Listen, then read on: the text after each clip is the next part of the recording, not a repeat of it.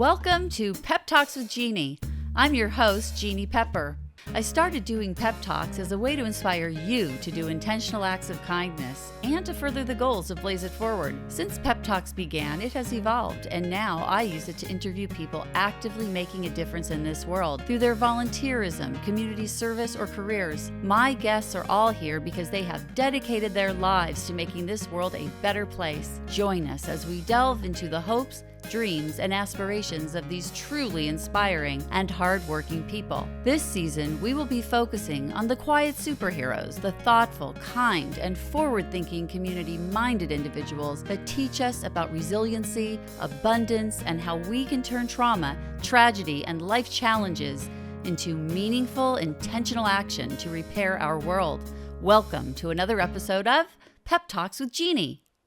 We have in our studio today a special guest, Craig Colley. Hello. Hi, it's so nice to have you here. Thank you for having me. Craig is a musician, and one of the things that we need to do before we start with a demo, Craig is going to start off to show you what he does with his music, but he wanted you to know that there is a disclaimer, and it's very important.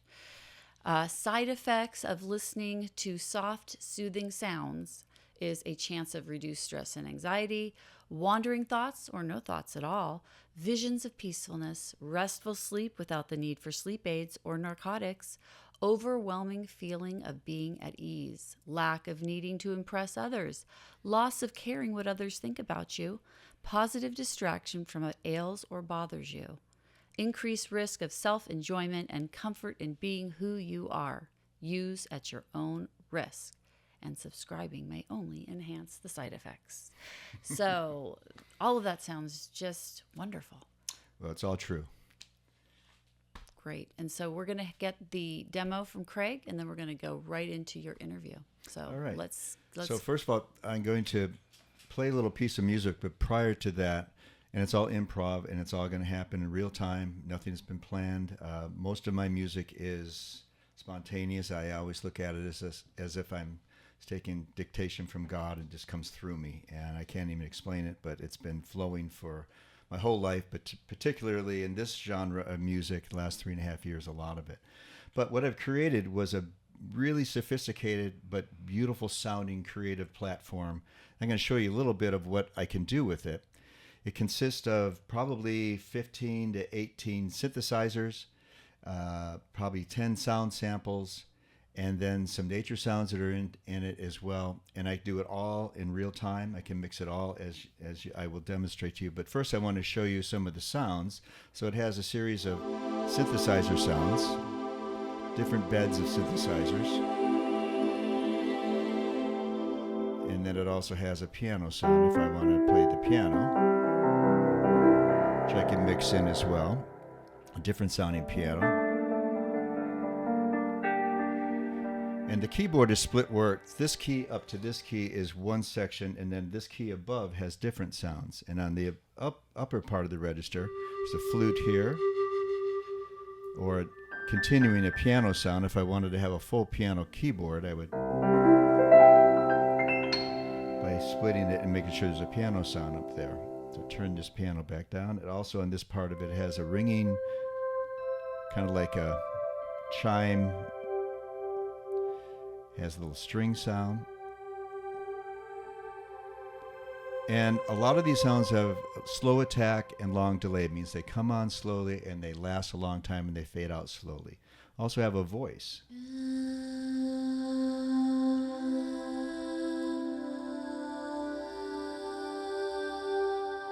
And all of this I can mix in while I'm doing something on the bottom end.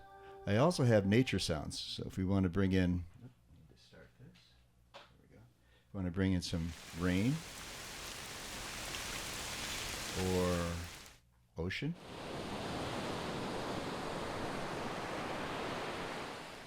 A babbling brook. Fountain. Birds. Crickets. And even a heartbeat. because sometimes music resonates from the sound of our own heart beating. So what I do with all this is I mix it in real time, I perform it, and I mix it in and out. So Jeanne, I have 2 questions for you. First of all, what key would you like me to play in? Ooh, that's a good one. I always like middle C. Middle C. Okay, we'll start with middle C. I also have what's called a tone generator, and it will generate a C note endlessly if I want to play to that. So there's our C is set up there, and I may come back to that. And the second question is, what nature sound would you like me to start with? So you have rain, ocean, babbling brook, fountain, birds, or crickets. You know, I'm a ocean lover, right. So let's go with that. Start with the ocean. All right, so here we go.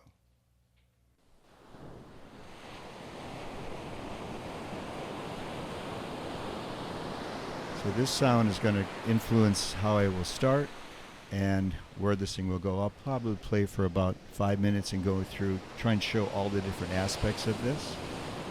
And this is how I create the performances and the albums and the audio that I use for the family of channels that I have and all the albums that I have on the different streaming services. So I'm going to turn my mic off now and start.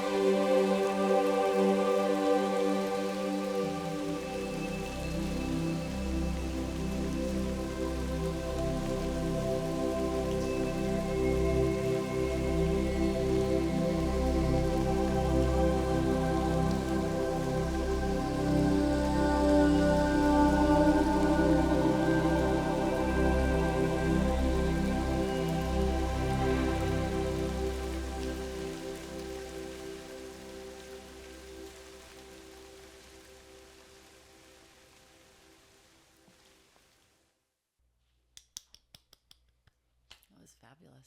Wow, that was quite a performance. I'm feeling very relaxed right now. So Yes. let's take a break. Sure, got to stay awake now. Yeah, I got to go take a nap and then we'll come back. But that was really something. Thank you. Thank you for showing us how you do that. There's a lot that goes into it. Yeah, and it's a lot of, because there's so many options. It took me about a year to create that whole system. But I knew I wanted something that had all those variables so I could bring in all different types of feelings, moods, and emotions that people go through on a daily basis, or a way to escape through those sounds. And what's interesting is most of my performances are an hour long. That was maybe 5 minutes or so, where I go someplace too. So it's self-therapy for me, because as much as it may take you and the listeners and people who are enjoying it or using it, honestly, it's kind of a tool for people. I benefit from it too.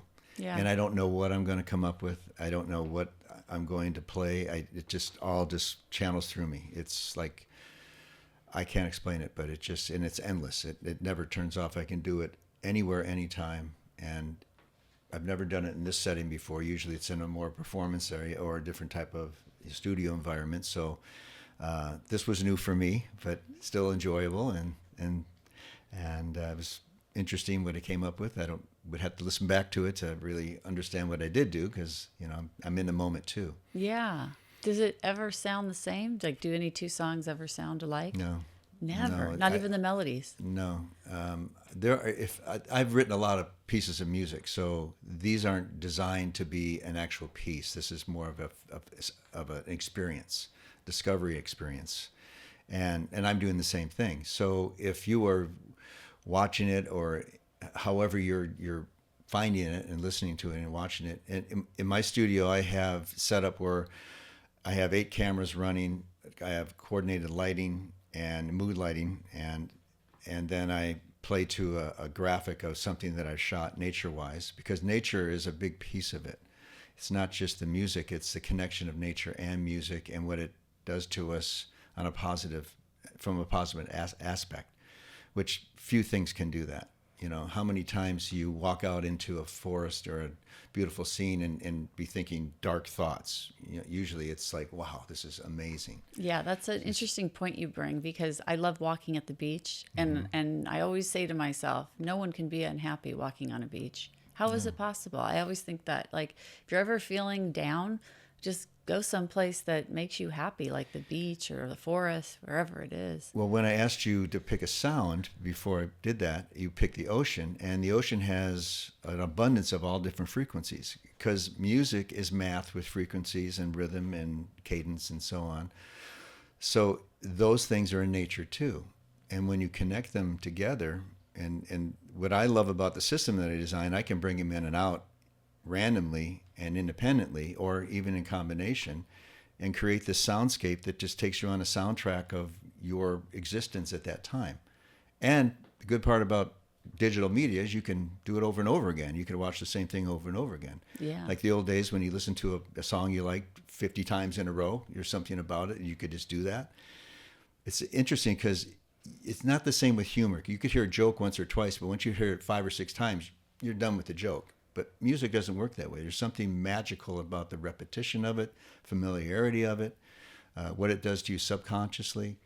And I always use the example of when my mom was, she had dementia very bad the last few years of her life, and I took care of her quite a bit. And the only thing that reconnected her on any conscious level of memory was music. The only thing that brought her back. So we used music a lot in that situation. Oh, and me being a musician and a composer, then I provided a lot of it that way. But it was more about the songs that meant something to her from her generation. Oh, yeah. And sometimes music is, you tie music, I think that music is tied to a moment in your life, maybe not a whole series of events, but one snapshot, like a Polaroid picture of that song. You hear a certain song or piece and it brings you back to that time in your life. And that's why it seemingly has so much significance to us in the long run, because you're connecting with something in your own life later, or that happened before. Yeah. The current things that I do with the ambient sounds, it's a different type of approach, but it's still connecting you with something that you certainly are connected to internally, whether you even realize it or not. That's the beauty of it. Yeah. Are the sounds that you create, are those sounds created by you, the sounds of the ocean, the babbling brook? Are those your sounds? Or Yes. so you've actually went out in nature and yes, recorded this. I should probably get a little background where it came from. Soft Soothing Sounds was created out of a tragedy, honestly. Being a cancer survivor, I was diagnosed with blood cancer. It's called CLL, chronic lymphocytic leukemia. I always have trouble saying that. In 2017, and I'm doing fine. Fortunately, there's always fun things to deal with when you have that kind of situation. Mine is there's no cure for what I have. It's just chronic, but there is treatment that has been working pretty well. So having that alone is challenging. And then in 2020, and I stay very active. I stay healthy as best I can, and to not give up, not give into it. Just use it as a tool to actually motivate me even more in some respects, and to teach you some things, some perspectives in life that you wouldn't have unless that did happen. So try and take those kind of situations and amplify them somehow to share with others, so others can benefit from your experience, as tragic as it might be, as you well know. And that's why we're here, which is a beautiful thing.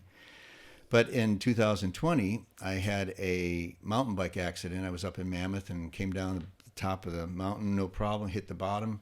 Something spun my bike. I fell and broke 9 ribs and fractured this clavicle. And that was pretty tragic to have happened. So for a musician who plays piano. Yeah, and I was laying there on the ground. I could still breathe. I looked at the bike. The bike looked like it was functional. So I somehow got back on the bike, rode 6 miles to the hospital, checked myself in. Second time I've ever been in the hospital. First when I was born. Second time when I broke all those ribs. So I was in the hospital for a couple of days. So that took a long time to recover from. And I'm a big push-up guy, so I like to do push-ups as part of my exercise routine. And at that time, I had already done 13,000 push-ups that year. It was about halfway through the year. And after that, the reason I mentioned that is because after that happened, I couldn't do a half a push-up forever. So, but you keep working at things. You keep going at it. You don't give in to it. Don't let, as Clint Eastwood says, don't let the old man in. Just keep going. And so I did. So I kind of recovered from that. I recovered from that eventually. And then in February of 2022, I sat down for dinner at my dinner table and heard this big crack in my head. And tinnitus came on instantly, and I lost hearing in this left ear. I thought I lost it all. I thought I lost all high end. And being in the music, genre, it was devastating, and I wasn't sure what happened. I've had ringing in my ears before, it kind of comes and goes, but not continual. And if you do this with your finger, you can hear it. You're rubbing, and I couldn't hear anything when I did this, and I was going, okay, there's something wrong. Had all these tests done, nobody could figure out what happened, and I was trying to figure out what I was going to do, because it's my livelihood. I'm an entrepreneur in many different business fields, but music is the main one. And if I played a chord on the piano or the guitar, I heard this big boom in my head, so I didn't know how I was going to deal with it. And the tinnitus was so bad that I didn't know what I was going to do with that either. So I discovered nature sounds and nature videos and soft music were the only thing that could mask it and kind of distract myself from it. I couldn't fix it, but I could distract myself. So then I realized that I have written a ton of music like that. I've been in the pop field, the classic rock field, and country, and wrote a lot of things for some television, and released a lot of albums, and I've probably done 12,000 live gigs. I've probably been on stage 35,000 hours. So I've done a lot of music. And so that was a big devastating blow. But what happened was, after the hearing loss and after a few months of just trying to figure out what I was going to do, you can actually get an app on your phone that does you a hearing test. And I started using it all the time to see if it was getting better. And in the meantime, I started to listen to a lot of this nature sounds and the frequencies and everything to distract myself. And my hearing slowly started coming back, and tinnitus started going away. And I realized this was a miracle to me from God, for me to experience this so I could help others to deal with it on the terms, whatever is going on with their lives. So I started Soft Soothing Sounds. That year I recorded 8 albums. The floodgates just opened up. I started recording videos all over the United States, not all mostly in California, but different locations, shot endless videos, aerial shots and photos, and hiked in and biked in and motorcycled in and just traveled all around to get these beautiful nature shots and put together this whole family of channels that now exists that has over 1 million views and 1.3 million watch hours. So it's taken off. I never expected that to happen. I never planned it. But because of that incident, all of this happened, including creating what I just brought here today. None of this would have happened. My wildest imagination, I would have thought, well, I'll be doing that in 3 years. That wasn't part of the plan. It wasn't even on the radar. Wow. But it was enough to be able to realize that there's something substantial here that people need. And, maybe the terms self-care and wellness and all that stuff is overused, but it's still absolutely true. There's nothing more that we need is to get on a positive avenue like you've created for us here today. Yeah. There's a lot to unpack there. So professional musician, you've had a cancer diagnosis, you've had an accident, a pretty serious bike accident. Lucky that you didn't hurt your head or your I had all the gear on except where I hit was where the gear wasn't. Yeah. Of course, right? That's about right. Yeah. That's about right. But you came out of it and were able to return to health after that accident. 150 to 200 push-ups a day. That's remarkable. Yeah.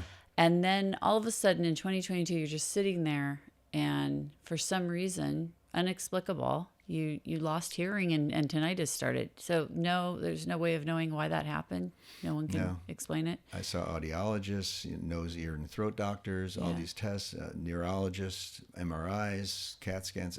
Nothing explained anything. What do they know about tinnitus? It's kind of a mysterious disease, isn't it? Since it happened, I started doing a lot of research on it. Mm-hmm. And it turns out about 50 million people in the world have tinnitus on a continual basis. Wow. That's a lot of people. And a lot of times when you have it, it's there all the time, but you eventually stop paying attention to it.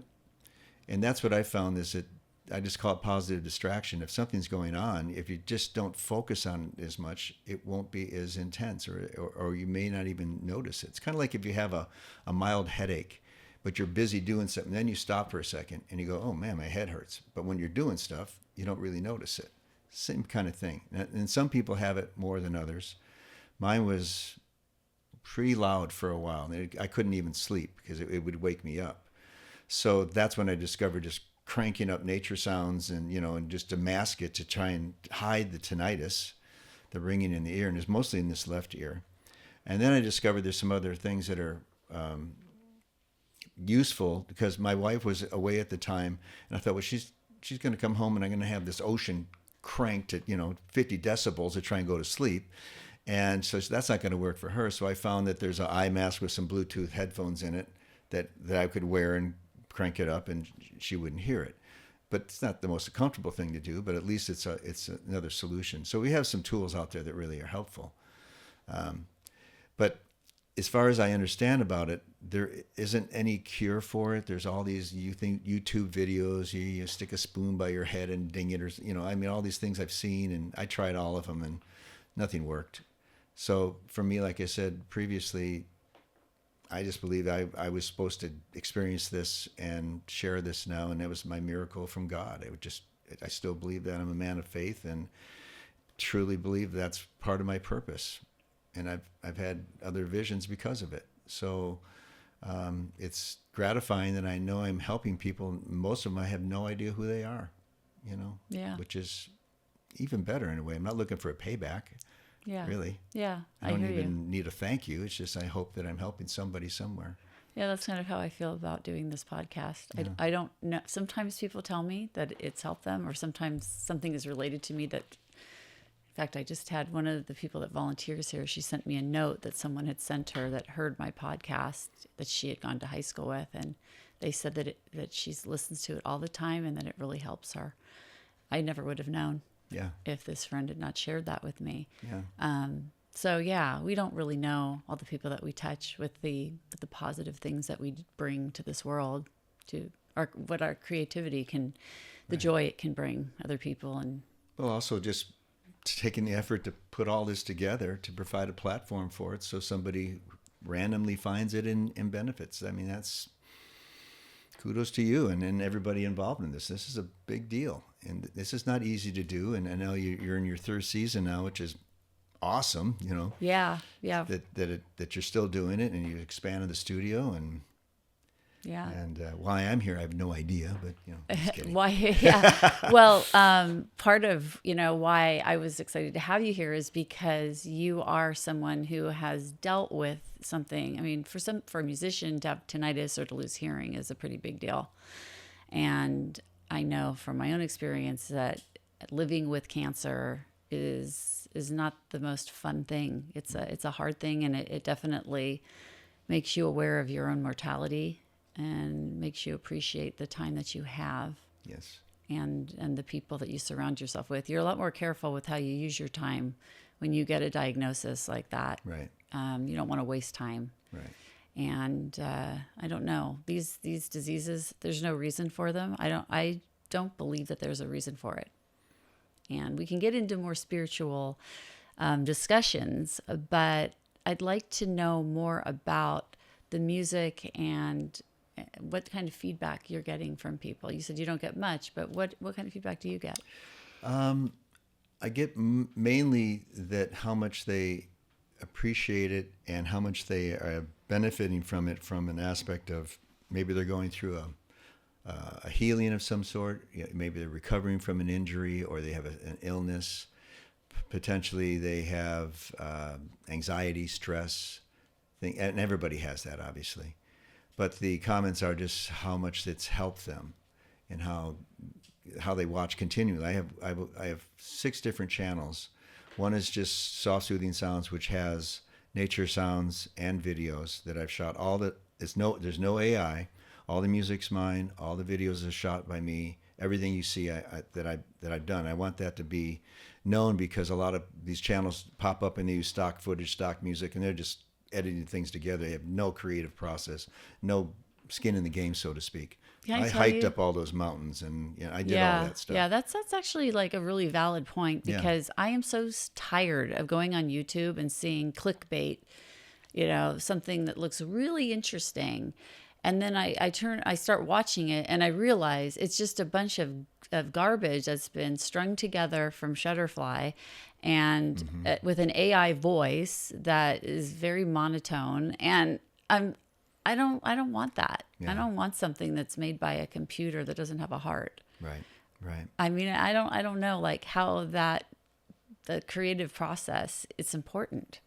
And I hope that we don't decide as a society that we would rather listen to a computer's creativity than a human. Well, some people care about it, but most people, honestly, I don't think they care how it's created. I mean, I can only relate it to art. And I don't want to know anything about art because when I listen to music, I pick it apart. I think about it, I analyze it. But art, I don't want to know anything. I either like it or I don't. I don't care if the guy cut his ear off to paint it. I don't mean that insensitively, but I don't want to know because I just want to have the experience of I like that art or I don't. And most people are like that when they aren't a musician, aren't a composer, aren't a creative person. They just like it or they don't. How it comes to them, it almost doesn't matter either. And there's so much now that it's important to maybe think about what you are watching. But the people that do care are the ones that seem to have been following me and have subscribed and tuned in because they do understand that. So the second channel I have is just the videos with nature sounds. There's no music. So a lot of the similar videos and just nature sounds. Just nature sounds. But you filmed and the nature. You have recorded those nature sounds yourself. I recorded all of them. Yeah. And then there's another channel that's called Soft Soothing Nature Sounds. Then there's another channel called Soft Soothing Black Screen, which is really interesting. It's literally black screen on your phone or your iPad or your computer with just sounds, nature sounds. And it's most useful for sleeping because you can use your phone you can Bluetooth it to a device or you can just listen to it on your phone or headphones or whatever you like. The videos are generally 8 to 10 hours, so they last all night long with just a nature sound. If it's a babbling brook or a waterfall or rain. Is it a repetitive track or is it something that you let run? I let them run. It depends where I'm at. And I usually try and capture, 5 to 30 minutes of something and then loop it. And then it loops. Because if it's a trickling brook, you couldn't tell if I recorded it for 10 hours straight or if I recorded 5 minutes and just and looped it. And through the editing process, I know how to crossfade and make it sound seamless. Yeah. So, and a lot of things are done that way from that perspective. But the experience of using it was really important. What I do sonically to them and with effects and panning and different combinations of things I've recorded makes it really interesting, very spatial. So when you listen to it with headphones particularly, you hear this wide variety of sounds. Had you listened to what I was playing today with headphones, you would have had a whole different experience. I had a speaker set up so we could just reference it. But what I heard with my earbuds compared to what you heard here, totally different experience. Totally, as you know, totally different. So that part's important too, because sonically you want to make things as interesting as possible. Yeah. Then there's a fourth station called On Location with Craig, where I actually take my phone, I narrate everywhere I go. I take you on the journey everywhere I go. Oh. So you can see that is all, here's where this brook was recorded. Here's this waterfall I climbed up here. Here's an aerial shot of this lake that I shot. Yeah. So that you can see it's all real. It's kind of proving that I was there. Yeah. Because, people seem to need that these days. They don't take everybody's word for it. Yeah.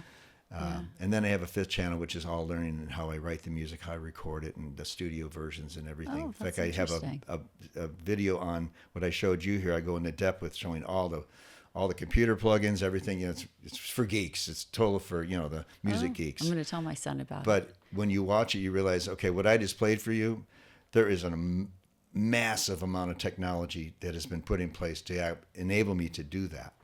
Oh, yeah. And the best thing I can hear from people when they say, you make it look so simple, you make it look so easy. And that's when I knew I did my homework.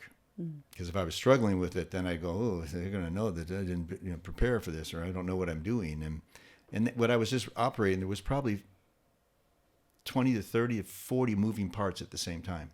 And I still have to make it up and play. Yes. Yeah. So a lot going on. I had foot pedals too, so you couldn't see those. So a lot going on. Yeah. But it's rewarding because it's given me a new purpose, which is great. Yeah, it's really beautiful. Is there some science to these sounds? Like, do you know why humans seem to relate to your music in a more relaxed? Do they get a more relaxed feeling when they listen to it? Are there some frequencies that seem to be more soothing? Do you know why that is? Yes, I've studied it. About a year and a half ago, I did a radio interview about 2 years ago right now, where the interviewer was talking about frequencies. And, I thought we had to burn some sage, some crystals, and some frequencies are going to change our life. Right. And that's my perspective. Well, yeah. I had no data that I knew about. Yeah. So I actually took it to heart and went to find out about it. And ended up finding out that there is something to different frequencies that resonate in the body differently. So I created a series of 10 different videos that go deep into these different frequencies, 432, 528, 963, and they all have different, and they go back 1,000 years. They're called Salvangeo frequencies. And most people have never heard of it. I never had either, but as I looked at it, and then I started tuning to those frequencies and playing extensively in them, because each one of them I did an hour segment in that frequency. So I lived it for a long time, what I was just doing, but tuned to that frequency. And it does something to you. There's some healing, there's some response that your body feels to the different frequencies. And then it turns out that some pop music has been tuned to some of these different frequencies. Some of the big hits that we know have been tuned to these frequencies, and we don't even realize, but somehow that resonates with us. So it isn't just in the ambient soundscape field, it's in pop music too, it's in everything. 440 was the established tone or frequency for A. They did that about 100 years ago, so everybody could tune their instruments the same and play together easier. Before that, it was just random of what an orchestra was tuned to. They kind of had some references, and probably the organ was probably closer to, you'd have to tune to it, or a piano or harpsichord, things like that. But it wasn't really standardized. But a lot of people think 440 is kind of a stereo tone versus 432, which is slightly different. But it's different. There's something different about it. So on my channel, I've got a series of every one of them, ambient soft ambience and then a full soundscape recording. And my last album, called Soft Soothing Escapes Volume 1, is based on that as well. I've already recorded all the albums. I just haven't cut them up yet. Wow. So there's definitely something to it. Yeah. No doubt about it. That's really interesting. Is there a difference between the electronic sounds that you make with your keyboard and the music that we hear from real instruments? Well, yes. I mean, they're all digital. You know, they're called sound libraries. So when you hear the strings that I created or the voice, those were recorded, and then you trigger them by hitting the note on the keyboard, and you can mix them in and out like I demonstrated. So is a real voice more expressive? Absolutely. Is a real piano sound better than the digital piano? Depends on the piano. Yeah. Yeah. Because a lot of things have been meticulously recorded now, and it's called sampled.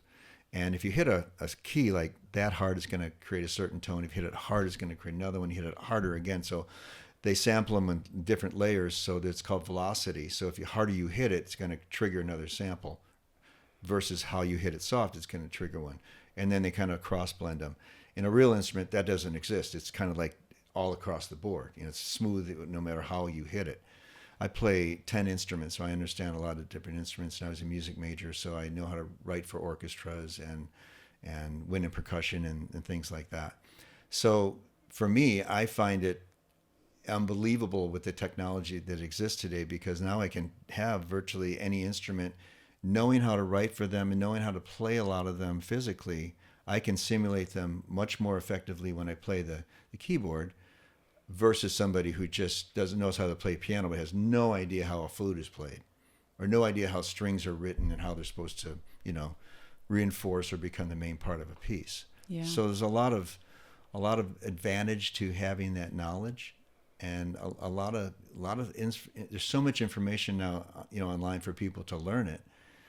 But I don't think anything replaces going out, playing a real instrument in a live setting thousands of times to get better at playing music, which I have done. Yeah. Because before all this digital stuff came around, guess what? It was all real instruments. I used to Yeah. cart a grand piano around for my shows. It was horrible. Wow. Horrible. But You it know, taking sounded up better. a flight of stairs, well, it probably didn't, because it got whacked out of tune, So when all that stuff came around, that was fine with me. Yeah. But is there a trade-off? Absolutely. Yeah. Yeah, absolutely. It's a trade-off. But we've become accustomed to the convenience of it, the sound of it. Mm-hmm. Similar to, people say records sound better than CDs. They probably do. But it's sure you can't have a turntable in your car and listen to the record. Yeah. With the tape and then CD and now Why it's do you streaming. think that a record would sound better than a recording? It's the acoustical result of a needle physically hitting something that's turning. It's analog. It's actually happening when you're putting a needle down. It's creating that frequency. It's creating that. It's been embedded into the record, and then the needle picks it up. CD, it's just ones and zeros over and over again, and it gets interpreted by another interface that turns it back into music. There's no music on a CD. It's just data. Yeah. None. You think there's no data on a DVD. It's all ones and zeros, and then it's interpreted and rebroadcast. Wow. That's a lot. Yeah. So it's the capturing of that sound Yeah. that is really important. And what you heard today, the system I have is extremely sophisticated. So what you hear gets captured pretty much exactly. And then you do things that are called plugins in the computer to enhance the sound to make it even more impactful and sound even better. Yeah. And it's an amazing time for that kind of technology. Yeah. What's the difference between the music that you're creating and this popular genre, binaural beats? Or binaural sounds? I haven't really got into those yet. I understand the value of them, and I understand that there's a big market for it. But once again, I look at all of it as just a form of distraction to take your attention off your problem, and you think about this instead. Yeah. And whatever, sometimes you'll see the videos on YouTube where there's some euphoric outline of a human with the stars flying all over the place, and it's a spatial thing and things are moving around, and it's very 3D looking, and they have some ambient tones and going on, and some of that is just there to make you feel better, distract you, help you focus, help you sleep. Yeah. Mine are just along the lines of real creation and not something that's synthesized like that. Even though I use synthesizers, I play them. I look at that whole setup that you just witnessed as having 50 musicians with me. Every one of them is getting a part to play. I'm not looking at them as an instrument. They're musicians with me. It's amazing. And that's how I look at it, and that's how I try and create it so it sounds like, wow, that's a lot of textures, a lot of different things going on. Yeah. There's so much behind the scenes that make it sound that way, that we don't have time to get into that, and it's kind of techie and geeky stuff anyway. But most musicians these days are half musician, or I just say a section of being a musician, or are we really composing, or are we now just creating content? Are we content creators? We're not even composing music, just content. And then tech geeks, because you got to know about all this tech stuff to be able to create this.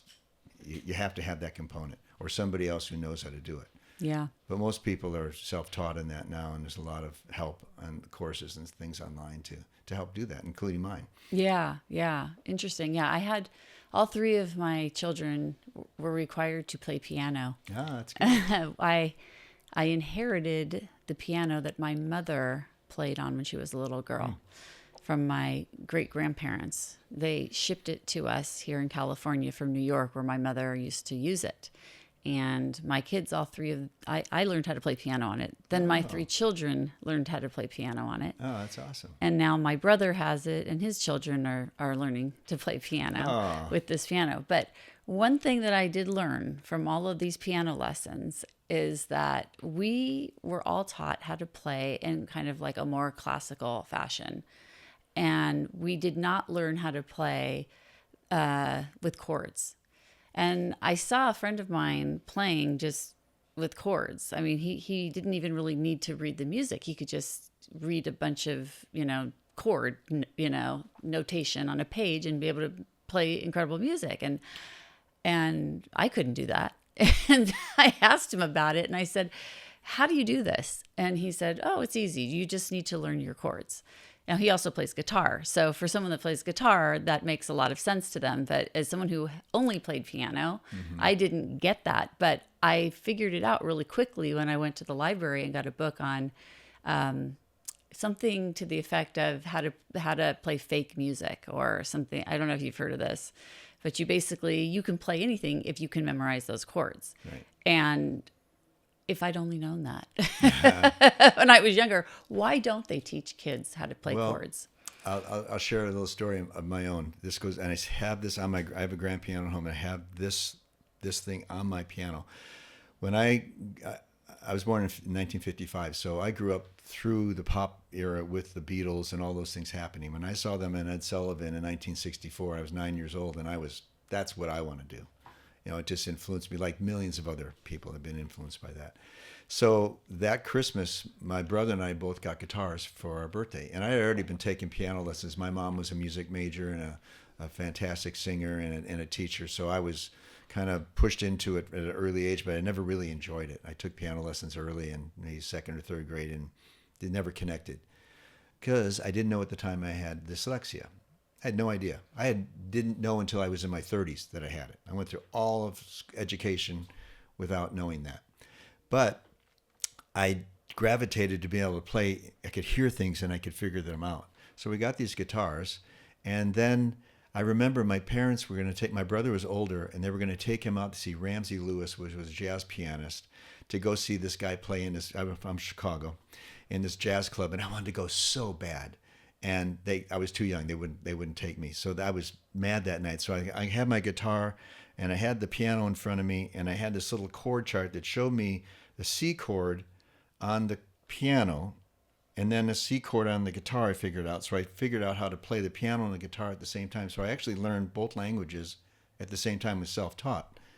And that just evolved into where I actually made a picture of the guitar neck, and I illustrated every note on the guitar neck, and then found out where they were on the piano. So I had this connection so I could play either instrument. But you could hear, by just listening what a note is supposed to sound like. You've got to. I was pretty good at it early. Yeah. And then by the next year, I started to put my first rock band together in 1966, and been doing gigs ever since. And self-taught really on everything.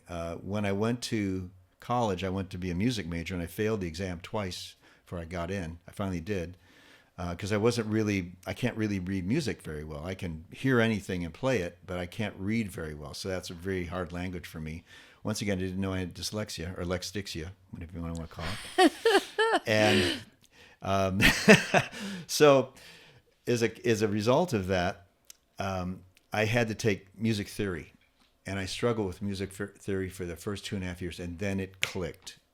And all of a sudden, everything made sense. With all the chord structures, the relationship, why you go to this chord, and this chord, why they work together, how to invert, how to transpose, how to go from one key to another one, and how to do all these things. It all just connected. And that changed my life because now I knew how to take all the things because I knew how to play them, but I didn't know why they were working the way they were. And I already had been writing songs, but I had no idea why this chord worked with that one. So once I managed to get a handle on music theory, that was the secret to the language, why they work together. So and what I did today, all theory. I knew if I played a C chord into an A minor chord or an E minor chord or a G to an F, I knew it all would fit in the key of C which you selected. You could select any key and I would know how to move around in that key or stay in that key or go away from it, come back to it without even you having any idea that I was processing that while I was doing it. So that's the connection of there is some value to learning theory because that is the science behind music. That's why it works. It's like if you can crack that code, then you can do anything. Yep. So that's why they start kids off learning this theory instead of actually learning the nuts and bolts of playing. Yeah, but oftentimes they just give you the music and you just have to figure out how to play it and you have no idea why it's working that way. Right, yeah. I mean, I guess, I'm kind of... what would the word be? I've kind of stalled out like at the 6th grade level of playing piano. Well, you got farther than most. Yeah. And, my son Jay, he of the 3 children, so my middle child, my oldest Blaze, he was determined to be the best at everything. Everybody had to pat him on the back and say, wow, you're unbelievable. My middle child, he didn't care what anybody thought. He just did things if he wanted to, and he refused to do them if he didn't want to. And so I always thought that Blaze was I assumed Blaze was the better of the piano players. He had started before Jay. He had 1 year on him with the piano lessons. But I asked the teacher one time, I said, so of the 3 kids, who's the most likely to continue doing this and talented? And she said, Jay. And I was shocked. I really was, because I never had to ask Jay to practice. He just would. And he wanted to practice. He wanted to stay with it longer than the other 2 did, than my daughter too. And but he had no interest in having a music career. But he's always, he used the 3D printer that we bought him when he was in high school to make a violin. Wow. Yeah. Wow. And then we let him have a gap year after he finished high school because he was planning to go into engineering, which is, I was kind of shocked that that's what he wanted to do because he wasn't great at math, or at least not in high school math. Yeah. It never was his strong subject, but he was really strong in all the humanities. But math wasn't, I never thought that was really it. And he took that year off and he volunteered his time at the STEM lab at the high school that he went to. Wow. And in the STEM lab, he made guitars with the kids. He used all of the equipment in there to make working guitars. Wow. Yeah. So very talented. Wow. And he used to go to these competitions at UCI for people that create games, video games, and they need people. Now, these are competitions, so they need people who on the fly can create the music for the games. So Jay would show up and just do this. He would just make music for these video games. He didn't tell anybody he was doing this. I'd ask him, "Where were you today?" "Oh, I was at UCI." "Well, what were you doing there?" "I was at a competition for music." I'd have to pull it out of him. Well, what exactly were you doing there? And it turns out that's what he was doing in his free time. So, but still, I did get him to write the theme song for PeppTalks. Oh, there you go. I saw that. I've heard that. Yes, but I asked him if he would do season 3, and he said, "I don't have any of the equipment anymore." So I guess now that he's actually has to work and he has a job in engineering. He did it. got through. Wow. Yeah, he got through college for, all that engineering, and he does firmware now for medical devices. Wow. So yeah, he's doing really well, but didn't follow. Does he still play? He probably does, but he told me he doesn't. But you don't know. He doesn't have the keyboard, so if he does, he's playing guitar or something else. But yeah, I don't know. It's like you think that people that love music as much as you do, and as much as I thought my son did, that he would, have to have it as part of his life. But who knows? Kids get busy. Well, there's an expression I've heard. I don't know if it's exactly right, but it feels like someone would say, I feel like I've been gifted or robbed because I have no choice. It's a gift, but I can't turn it off. I can't not do it. I've done other businesses and all sorts of different things from a business aspect, but I still come back to music. It's always there. It's always just, hey, still here. On both shoulders. Yeah. And has it changed some decisions in my life because of music, because I chose it? Absolutely. Has it been beneficial to many? Yes. Has it been detrimental? Absolutely. Relationships and things like that? Absolutely. But when there's seemingly no escape from it, and most professional musicians, that's what happens. It's not, I wouldn't say it's an addiction, but it's just something that you are just here to do. You're driven. You just have no choice. It just exists. Yeah, even with dyslexia, you didn't let it stop you. No, it's interesting. I skipped third grade, and I think that's when it really kind of kicked in, because I learned later on that third grade, in first and second grade, you learn to read. Yeah. Third grade is a transitional grade where you read to learn. I missed a whole year of that. And by fifth grade, I was in summer school for math and reading and just never caught up again. Comprehension of those skill sets were terrible. My grammar's still terrible. I love spell check, and I hate spell check, because it sometimes overcorrects. But I had a roommate in my 30s, and he heard me taking a number off the answering machine, and I had to play it back like 3 or 4 times to get the number sequence right. Oh, wow. And he goes, "You have dyslexia?" I go, "What's that?" I never even heard of it.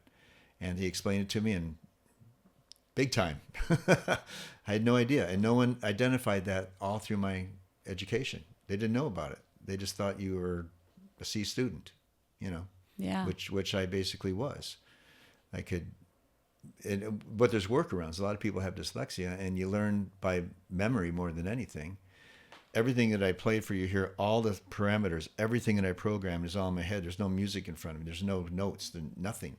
I store everything up in my head. I hardly ever use music. Sometimes I'll reference lyrics if I'm doing a song, but the music just is there, and I can remember all those pieces. I'm one of those guys that has 50 softwares in my head. I'm one of those tech guys. I can just do that. I'm not saying that's good or bad. I take advantage of it. Mm-hmm. But it also takes repetition to consistently remember it and be proficient at it. The 10,000 hour rule is absolutely true on anything you do. Yeah. If you don't do it 10,000 times, you're not there yet. Yeah. Can you imagine if you had not discovered music? What would that have looked like? Well, one thing that did impact it greatly. I grew up in the South Side of Chicago, and when I was 12, we moved to the North Side of Chicago.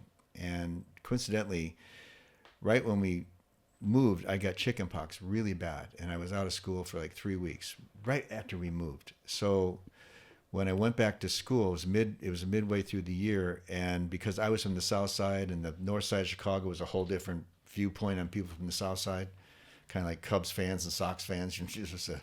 It's very similar to that. So it was a very difficult time to start school, then 7th grade, and going to a new school. And then 6 months later, my dad passed suddenly. He just died. And I was 12. And I was kind of isolated from moving in a school situation that was not very comfortable. I was younger than everybody because I skipped a grade. So sports, everything was more difficult. Everybody had a year on me. Everyone. Let's stop for a second. From the minute you said that you skipped a grade and everything was harder academically, what's the thought process on your parents to take you and skip you like that? In the South Side of Chicago, they were changing the school system. So they were either keeping people back or putting them ahead. And I was one boy and 3 girls out of our class they thought was, I don't know, ready to go ahead and not stay back. They were just adjusting how they were doing the school system. Like the numbers of kids in each grade? Or I don't really know, other than they had strange. 1A and 1B and 2A and 2B, and they're all staggered. You started school. Yeah, that makes complete sense to so me. So they reorganized it. And I I was pushed for, I always regretted that. I wish I had stayed back for several reasons. But so I was the only boy in the whole school that went forward.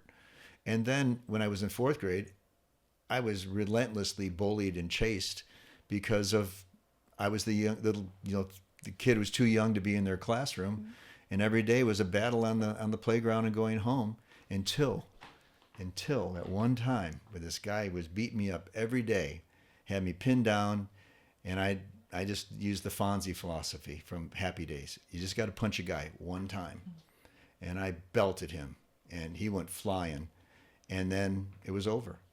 We became really good friends. The bullying all stopped, but it took that one punch. It did. Yeah.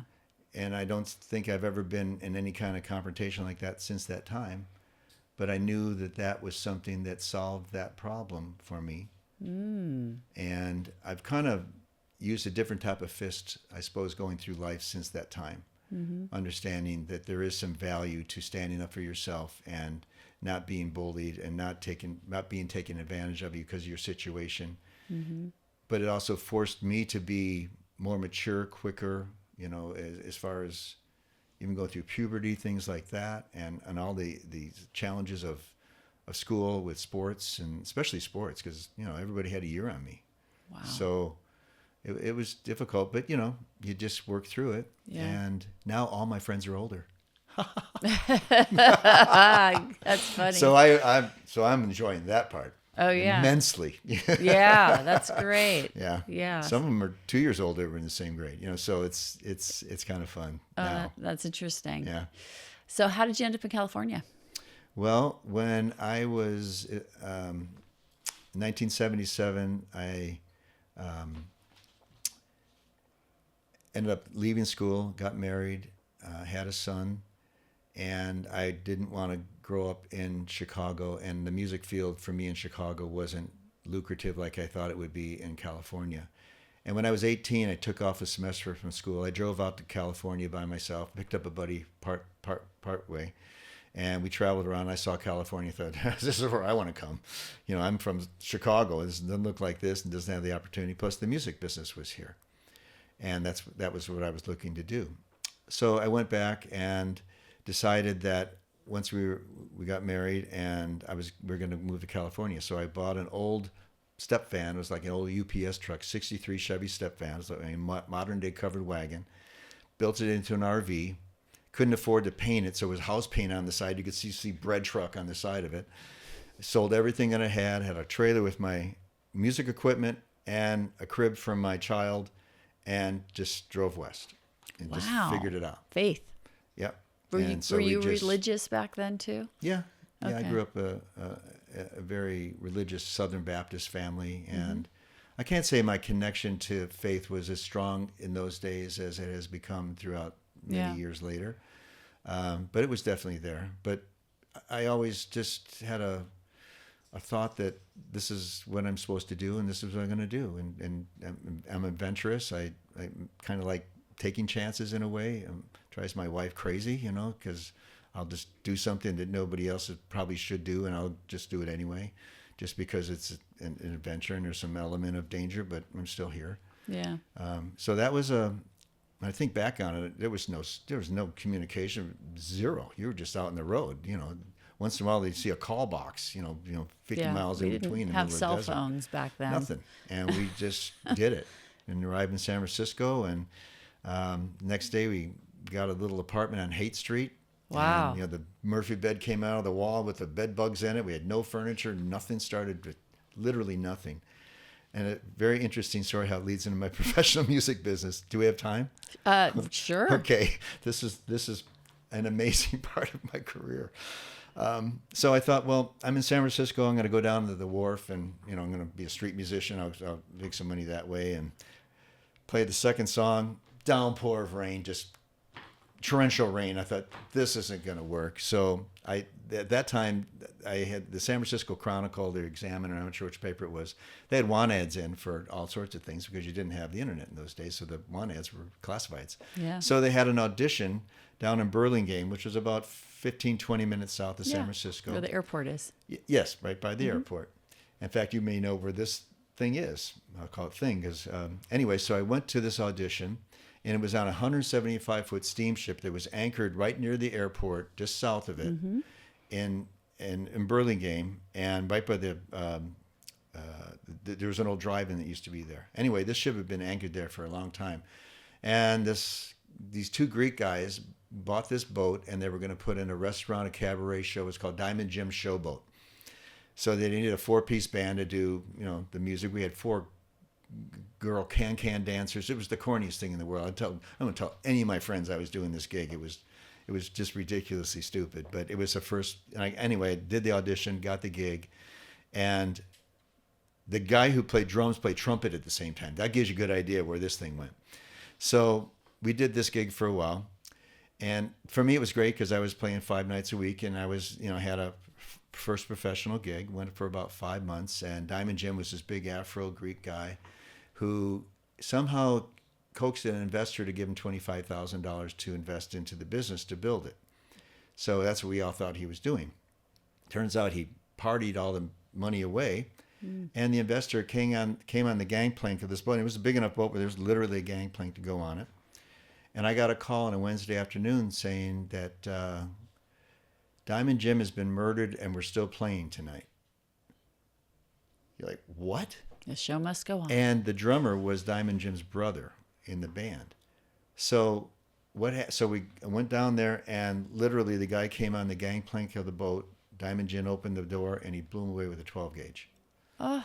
And we went into the gig, bloodstains and bullet holes in the wall, and we still played that night. And turns out that everything about Diamond Jim was revealed, that he was just not really on the up and up and things, and this guy killed him for it. Oh. So that's how my first professional gig started. Wow. And that's how it ended. Okay. And then I literally walked across the street. There was a booking agency, and they had another audition. I went and got into another band and kept going. But that's how my first gig started. It ended with a murder. Yeah. And I was actually one of the pallbearers in the funeral because you had many friends. Oh. So the band was the pallbearers. It was crazy time. So I've got so many stories. I bet. That's how my professional career started. And you stuck with it, even Yeah. with a murder, dyslexia. Yeah.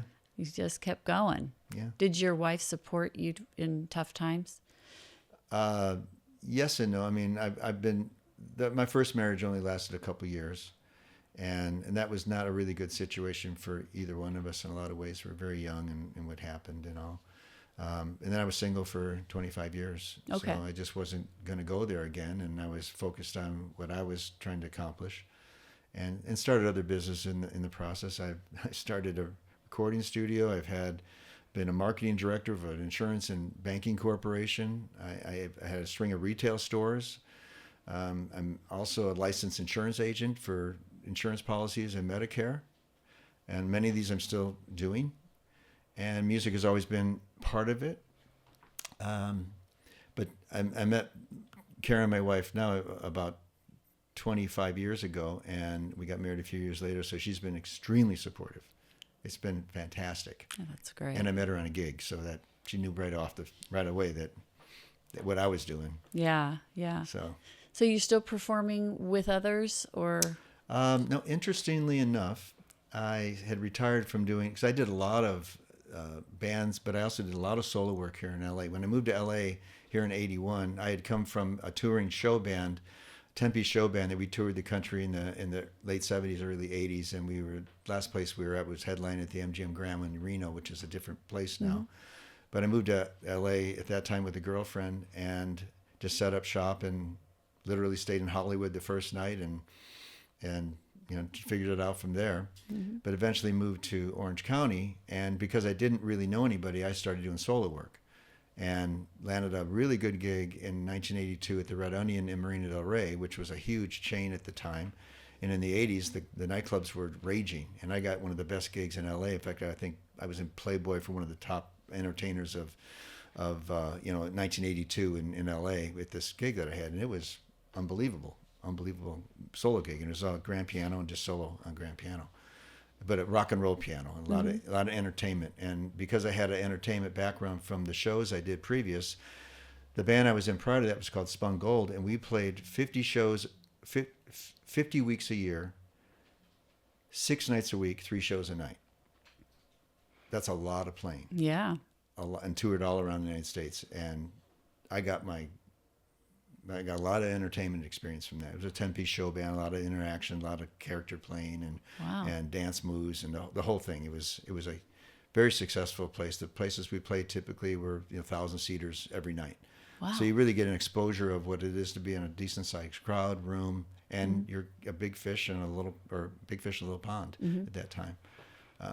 So I had all those things going into it. So when I went solo, I already had a ton of entertainment experience that I could integrate into it, which I still had done. And as technology evolved, I started utilizing the MIDI stuff that came out, and I could become a one-man band and play all the instruments because I put a background behind me with technology. Or I had racks of equipment. I had synchronized lighting. I had a guy running the computer while I was performing, and I could play all my different instruments and do a show that way. So that was in the late 80s. And as time evolved, technology started catching up. We didn't have to have so much equipment, and you could run more things yourself. And did that for a while. And then in the early 90s, I moved to Nashville and did country for a while and toured playing country all over the country. Had a 5-piece band, and I did that work for a while. And eventually came back to LA in mid-90s and did a little bit of solo work, but that's when I got into more business entities. Then about 15 years ago, something came up. I think a neighbor of mine asked me to play at her 40th birthday party, and I hadn't played forever. So I thought, well, okay, if I'm going to play again, I have to practice. So I practiced. I did the gig, and I thought, well, this is kind of fun. So I started doing it again. Played for 2 or 3 years, put a band together, did some stuff with the band, did some stuff with solo. And then in 2015, kind of retired from that again. Then about a year ago, a friend of mine who owns some restaurants down in Dana Point, who I've done business with for a long time, asked me to play the closing nights of a restaurant that had been there called Harpoon Henry's. Had been there 50 years, and they were closing it. They're tearing the harbor out, and just none of the businesses are going back. So he asked me to play for the closing nights, and I thought, well, I haven't done this in 10 years, so I've got to start practicing. I haven't done anything with it. So I practiced for about 2 months. I was up in Mammoth a lot. I put some shows together up there, started playing some concerts up there. And then just a month ago, just now, they closed the restaurant, and I went in there and played the 2 nights. It was phenomenal. But it put me back into the rock and roll business. So now I'm doing a lot of rock and roll shows. I just came back from Mammoth, did 5 shows up there. And as a solo artist. Yeah. But I use tracks behind me, but all the music's coordinated, the lighting's coordinated, backdrops, and it's an incredible show using the technology, but it's 180 from soft soothing sound. So it kind of gives people, but the same people that like the soft soothing sounds like the rock shows too. So it really covers a large gamut of music, which is fun. Yeah. Are you a singer too? Oh yeah. Okay. Yeah. Wow. We didn't even get to hear you sing. Yeah. Amazing. I don't sing to this stuff. I wouldn't think so. Yeah. Wow. So wonderful. Well, it sounds like you've taken something that was a passion as a young person and turned it into a really interesting career. Yeah. One of many of your careers. Yeah. I mean, it sounds like you're very entrepreneurial as well. Yeah. Yeah. That's you kind of have to be as an entertainer. I remember when I got hired as marketing director, I said, I haven't had a job ever. So I don't know how it's going to be being employed by a company. And that worked for about 1.5 years, and that wasn't a good fit for me. I stopped, and I produced a TV show at the time, so I stepped away from that. And so I had these business tendencies. I always knew that the first gig we had in 1966 or 67, the band got $5 for all of us, 4 guys. So it was $1.25 a piece. Booked a second gig. We got $10. Booked a few more gigs. We got $50. So when I was 12, I figured out this business model, how to make money playing music. I've written a book on it. It's on Amazon. You wrote a book on it too. It's about how to make money in music. It was written in the early 90s. It illustrates exactly what to do as a live performer to go out and get a gig and how to keep it going and all the things you need to know about. You should write one on how to have a successful podcast. I'd like to read that one. Well, I know a lot of stuff about that. I know, as far as I look around this room, I understand the majority of the tech that's in here and have my own studio as well, doing very similar things. Yeah. But, this is really not so much about me. It's more about what I can share with my gifts to help others. I love that. I love that because clearly you could be out making some serious money with all of your various business enterprises, but you choose to use your time to create music to help people. So I do. Kudos to you. I wish everybody would think about that and how they spend their time, because there's only so much time. We all have the same amount of time. It's just what you choose to do with it. That's right. And I'm not a person who listens to the news hardly ever. Lucky. I just don't. I mean, I'll stay in tune with some of the headline stuff, but it's not something that let's put it this way. If you can't be involved and actually make some serious change or influence behavior or a vote on something, then it's just conversation. It's opinion and an opinion of an opinion of an opinion of an opinion. Yeah. And I don't want to stay there. I'm a solution person. I'll hear the problem one time, and then I want to look at the solutions forever. Yeah. And I just choose to be that way. I've been on my HOA board for 25 years and been president for 25 years. So I'm used to a form of that. I've been on the executive board of the Boys and Girls Club. So I understand how those things function as well. And if you're going to make change and influence change or be part of something to help people, you have to be in part of the process that makes the decisions to do it. Yeah. Yeah. That is true. And without that, but music and what I'm creating now has a different way of approaching that. You don't have to vote for it, either like it or you don't, and either use it or you don't. No one's really paying for it anymore. It doesn't have the value that it used to. That's why you have to have merch and all the other stuff, shopping thing, product recommendations, affiliate programs. So your YouTube channel with 1 million followers isn't that does now. Okay. One of them is monetized. Oh. So now I get checks from Google. Are they substantial? No. Okay. But they're coming. Okay. And they're growing. Oh, wow. And then I have 9 albums out, actually 13 albums, but 9 of them that are music, 4 that are nature, just nature sounds. You can actually make albums with just nature sounds.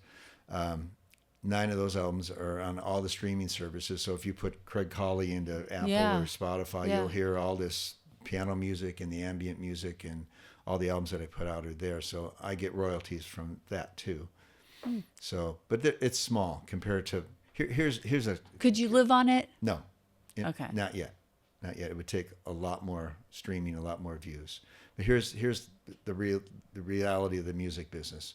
This is a few years back, but Peter Frampton, the song "Baby I Love Your Way," it had 55 million views, and he went to court about it. He went to to try and get a change on the royalty payment.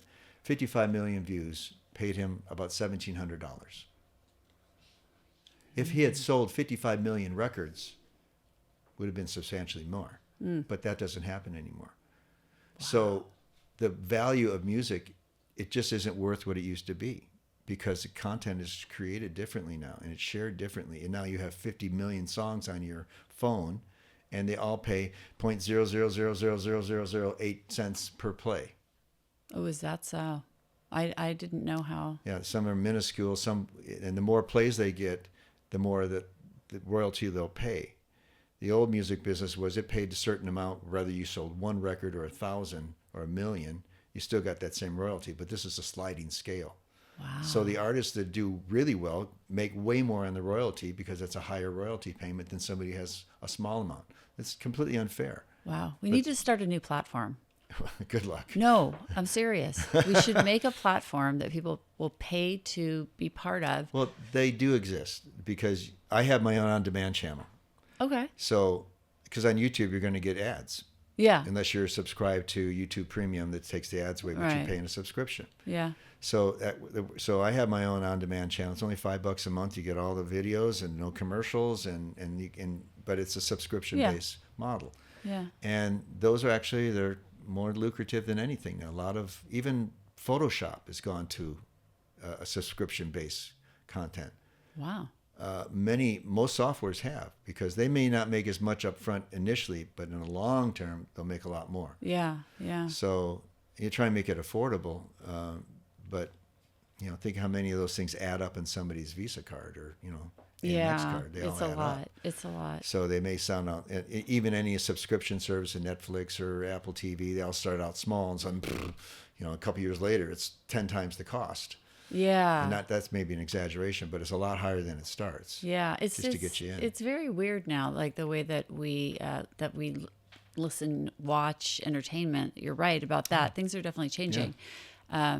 I think that, like I know when I was growing up, we used to buy every new album, we had cassettes, DVDs, you couldn't wait, CDs. I mean, everything. Yeah. And we spent a lot of money on entertainment. Yeah.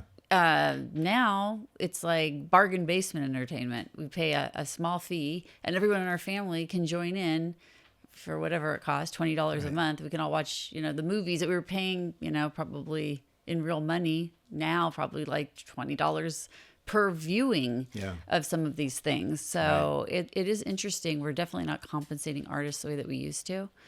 And I'm hoping that we still have artists in the next 20 years. Well, we have plenty of artists, because now anybody with a microphone, a computer, and a guitar and a sound box can create their own music. So there's a unbelievable amount of content that's out there. Is it good?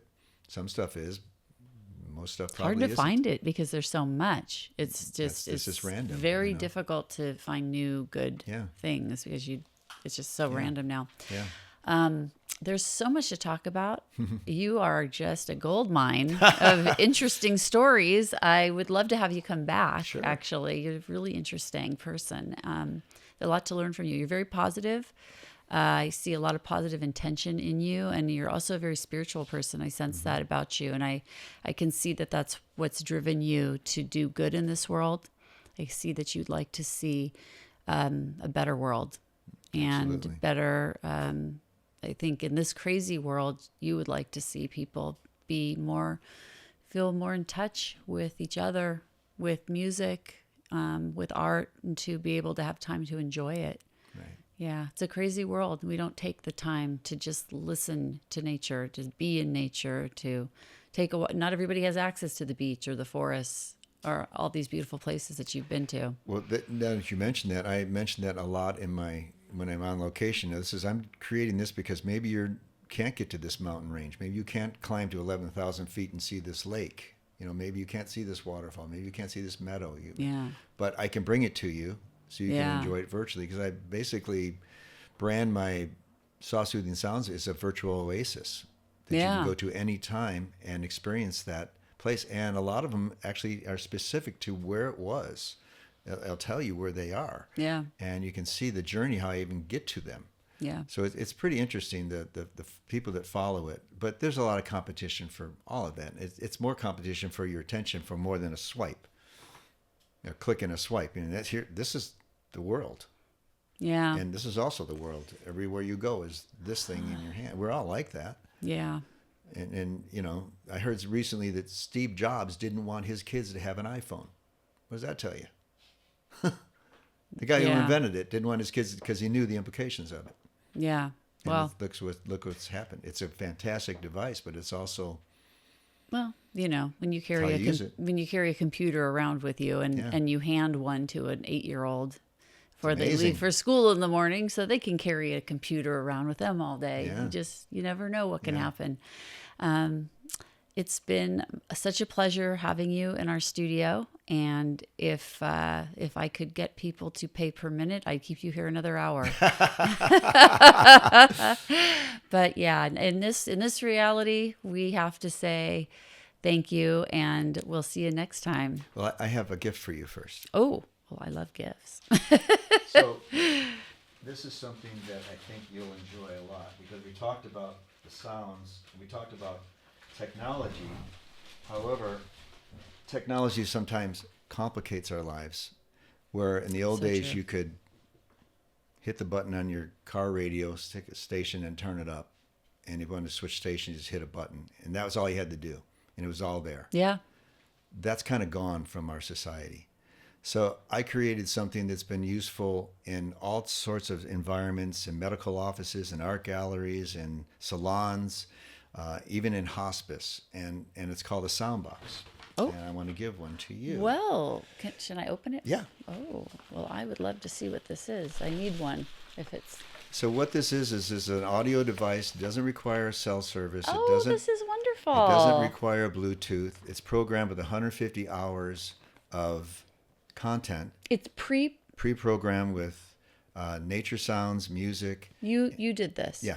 You make these. This is actually what it is. So you do you make these? Yeah, or these are part of my product line. Oh, this is part of the product so line. I'll This turn is this one on to get an idea of how it works.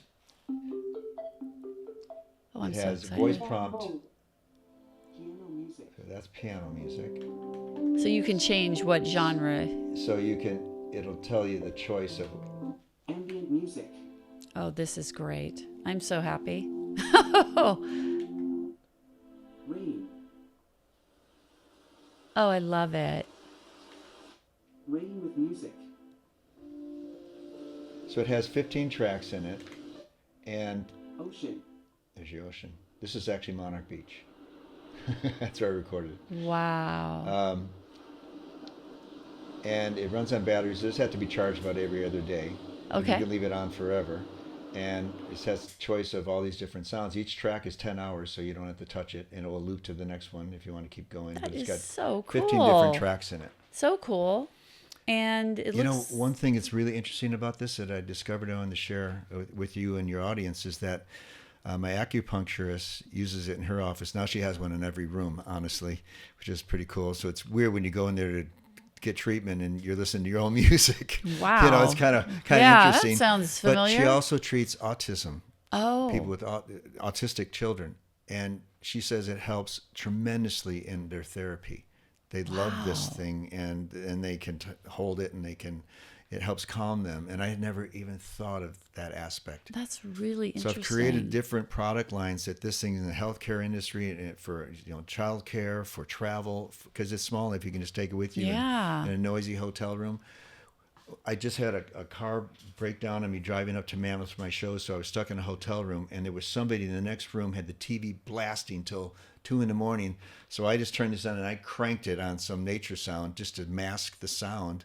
So I actually used my own device to mask a very rude person in the next room next to me, who also turned the TV back on at 5:45 in the morning. So it was just a very pleasant stay in this hotel. But I actually used it in that environment. Yeah. But it's got multiple purposes, and dentist's office and all sorts of places use it. That's very cool. Yeah. Thank you. I love that. You found a way to get your music and your sounds, all these beautiful sounds to people. And low tech. You just turn it on and Very select the simple. channel. And, Simple, very cool. Yeah. I love that. We'll have to, you'll have to give us the link and we can get that on the page. Everything is at the softsoothingsounds.com. Oh, well, there you have it, all of it. softsoothingsounds.com. That's it. Yeah. And if my listeners are curious and want to learn more about you, they can go to your right, website or they go to mine, because we're going to have a page for you there with all of your links. Good. So it's been really nice having you here. Thanks for joining us today. Thank you very much. I really appreciate it. And I wish you all the good luck and good vibes and energy going forward, because you're doing a great thing. And I hope the people who are watching this can grasp how important this is to share. So hope you share it. Blaze It Forward is a campaign my family started in 2018 after our son Blaze was murdered. Blaze It Forward provides the inspiration to thousands of people to repair the world with intentional acts of kindness. If you would like to learn more about Blaze and how you can make a difference, check out www.blazebernstein.org or join our Facebook group at #BlazeItForward. You can also check out my website for this podcast at www.PeppTalksWithJeanne.com. There you can follow along with my podcasting adventures and learn more about my fascinating guests and their passion projects. I would like to thank all of the volunteers who help make my philanthropic endeavors a reality. Today that includes my producer, Eli Moskowitz, all of the volunteer crew members who join us, and a special thank you to my son, Jay Bernstein, for the original theme song you hear at the beginning and ending of each show. This has been another episode of Pep Talks with Jeannie. Until next time, keep on making this world a better place.